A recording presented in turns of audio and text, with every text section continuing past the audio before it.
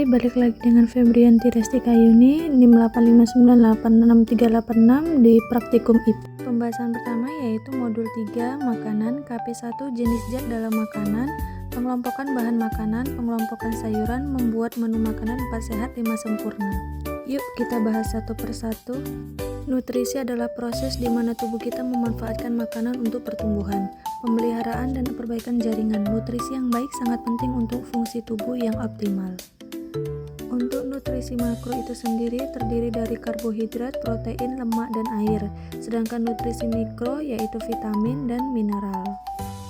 Di sini kami sedang melakukan diskusi dengan percobaan pengelompokan bahan makanan, pengelompokan sayuran, dan membuat menu makanan 4 sehat 5 sempurna. Gizi pada pengelompokan makanan, karbohidrat memberi energi untuk aktivitas sehari-hari, protein memperbaiki jaringan yang rusak, lemak menyimpan energi, vitamin, senyawa organik membantu berbagai proses biokimia. Selanjutnya kita masuk pengelompokan sayuran, sayuran daun, sayuran buah, sayuran akar atau umbi, sayuran kacang, dan sayuran tunas. Yuk kita bahas sama-sama. Nah, untuk percobaan pertama, kita melakukan pengelompokan bahan makanan berdasarkan zat gizinya. Di sini ada 20 macam bahan makanan yang nantinya kita jelaskan satu persatu mana yang termasuk ke dalam karbohidrat, protein, lemak, dan vitamin. Dan berikut adalah hasil dari pengelompokan bahan makanan. Bisa kita lihat di dalam tabel jenis makanan yang ada pada tabel berjumlah 20 dan sudah kita kelompokkan masing-masing mana yang mengandung karbohidrat, protein, lemak, dan vitamin. Nah, sekarang kita masuk untuk hasil pengamatan dari pengelompokan bahan sayuran.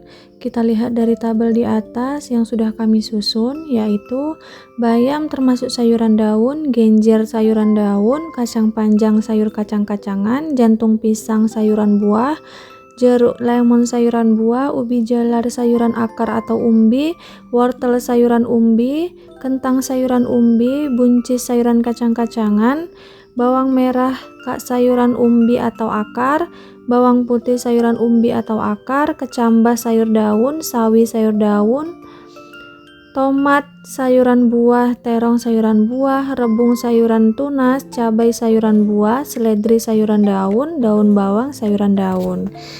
Nah, untuk percobaan ketiga yaitu membuat menu makanan 4 sehat 5 sempurna. Bisa kita lihat dalam tabel, terdapat jenis makanannya yaitu nasi, sup, bakwan, tempe goreng, nanas, dan susu. Pengelompokan sayurannya yaitu makanan pokok, sayuran, lauk, buah, dan minuman. Untuk jenis-jenis bahan makanannya bisa kita lihat pada tabel, dan zat pada makanan sudah kita tentukan, sudah kita amati, dan kita kelompokkan masing-masing ke dalam karbohidrat, protein, lemak, dan vitamin. Kita masuk pembahasan selanjutnya yaitu modul 3 makanan, KP2 uji makanan, yaitu uji karbohidrat, uji lemak, dan uji protein. Yuk kita bahas sama-sama. Berikut adalah proses dari percobaan pengamatan uji makanan yaitu karbohidrat, lemak, dan protein bersama teman kelompok saya. Fungsi dari zat gizi itu sendiri yaitu karbohidrat memberi energi untuk aktivitas sehari-hari, protein memperbaiki jaringan yang rusak, lemak menyimpan energi, vitamin senyawa organik yang membantu berbagai proses biokimia dan fisiologis dalam tubuh. Untuk melakukan uji karbohidrat pada bahan makanan, kita memerlukan alat dan bahan yaitu piring, pipet, pisang, apel, nasi, telur rebus, putihnya saja, tahu putih, margarin, biskuit, tepung terigu, gula pasir, kentang, dan kalium iodida atau bisa juga dengan betadin yang kita akan lakukan uji karbohidrat. Untuk langkah selanjutnya yaitu kita teteskan kalium iodida atau betadin pada bahan-bahan yang sudah kita letakkan dan kita siapkan di atas piring. Kita teteskan pada setiap bahan sebanyak 2-3 tetes. Kita mulai dari pisang, gula, apel, margarin, biskuit, telur, kentang, tahu putih, tepung terigu, dan juga nasi. Lalu kita amati apa yang terjadi.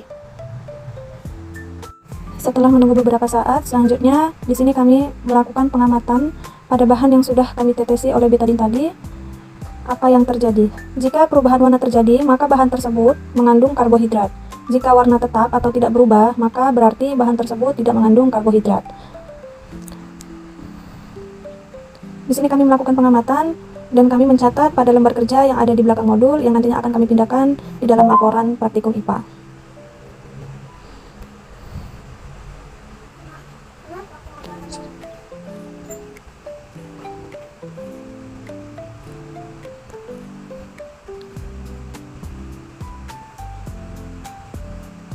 Untuk hasil pengamatannya bisa kita lihat daftar tabel berikut, yaitu pisang mengandung karbohidrat, selanjutnya nasi mengandung karbohidrat, selanjutnya biskuit mengandung karbohidrat, tepung terigu mengandung karbohidrat, dan kentang juga mengandung karbohidrat. Yang tidak mengandung karbohidrat adalah apel, telur rebus bagian putih, tahu putih, margarin, dan juga gula pasir. Mereka yang tidak berubah warna artinya tidak mengandung karbohidrat. Jika yang berubah warna, itulah yang mengandung karbohidrat. Selanjutnya kita masuk pada pengujian lemak pada bahan makanan yang sudah kita siapkan. Di sini kita potong terlebih dahulu kecil-kecil sesuai keinginan atau dengan ukuran 10 x 10 cm. Selanjutnya kita susun dengan rapi, lalu kita beri label masing-masing pada kertas coklat atau kertas minyak seperti air. Kita beri tulisan air, santan, susu, sehingga saat pengujian nanti kita tahu mana yang mengandung lemak, mana yang tidak mengandung lemak.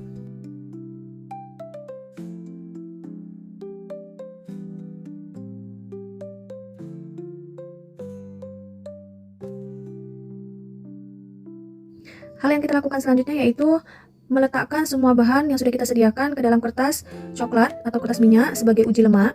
Setelah semuanya kita letakkan, kita tunggu dengan waktu 10 menit. Bagaimana keadaannya setelah 10 menit? Apakah bahan-bahan tersebut meninggalkan noda minyak, yang artinya mereka mengandung lemak? Jika tidak mengandung lemak, mereka tidak akan meninggalkan bekas noda minyak apapun. Dan berikut adalah hasil dari uji lemak. Air tidak mengandung lemak, minyak mengandung lemak, margarin mengandung lemak, selai kemiri mengandung lemak, seledri tidak mengandung lemak, kacang tanah mengandung lemak, singkong tidak mengandung, jagung tidak mengandung lemak, wortel tidak mengandung lemak, santan dan susu mengandung lemak, pepaya tidak mengandung lemak. Itulah hasil dari uji lemak dari bahan makan makanan yang sudah kami sediakan. Percobaan yang ketiga yaitu uji protein yang akan kita lakukan dengan dua cara. Cara yang pertama yaitu membakar bulu ayam dan membakar bahan-bahan makanan yang sudah kita sediakan. Apabila bahan makanan yang kita bakar baunya sama dengan bulu ayam yang sudah dibakar, maka bahan tersebut berarti mengandung protein. Dan cara yang kedua yaitu dengan menggunakan kapur dan dengan menggunakan tembaga sulfat. Baik, kita akan mulai satu persatu caranya. Langkah awal yang kita lakukan yaitu kita nyalakan lilin terlebih dahulu. Lalu kita bakar bulu ayam. Selanjutnya kita amati bagaimana baunya. Di sini kami lagi mengamati bagaimana bau dari bulu ayam yang dibakar. Lalu kita bakar satu persatu bahan yang sudah kita sediakan. Dan kita amati bagaimana baunya, apakah bau bahan-bahan tersebut sama dengan bau dari bulu ayam yang dibakar. Lalu kita catat hasil pengamatan ke dalam lembar kerja yang ada di modul, yang nantinya akan kita pindahkan ke dalam laporan praktikum IPA. Kita lakukan sampai semua bahan selesai. Dan itu adalah cara pertama dari pengujian protein.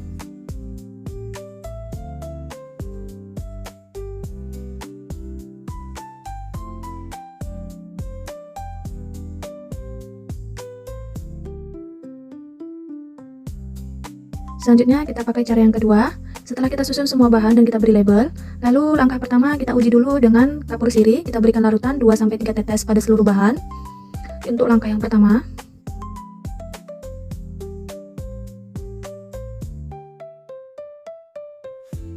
kita masuk pada cara yang kedua, yaitu meneteskan tembaga sulfat. Ingat, untuk pipet yang kita gunakan harus pipet yang baru, jangan yang digunakan pada pipet yang meneteskan untuk kapur sirih tadi. Kita mulai dari tepung terigu, roti, kangkung, putih telur, seledri, daging ayam, tempe, dan juga gula pasir. Selanjutnya kita tunggu beberapa waktu sampai bahan makanan yang sudah diteteskan oleh kapur sirih dan tembaga sulfat tadi berubah warna. Apakah bahan makanan tersebut berubah warna atau tidak? Jika bahan makanan tersebut berubah warna, maka bahan makanan tersebut mengandung protein. Jika tidak berubah warna, maka bahan makanan tersebut tidak mengandung protein. Dan untuk hasil dari uji protein, seledri tidak mengandung protein, kangkung tidak mengandung protein, putih telur mengandung protein, roti juga mengandung protein, tempe mengandung protein, daging ayam mengandung protein, gula pasir mengandung protein, dan tepung terigu juga mengandung protein. Itulah hasil dari uji protein pada percobaan kali ini.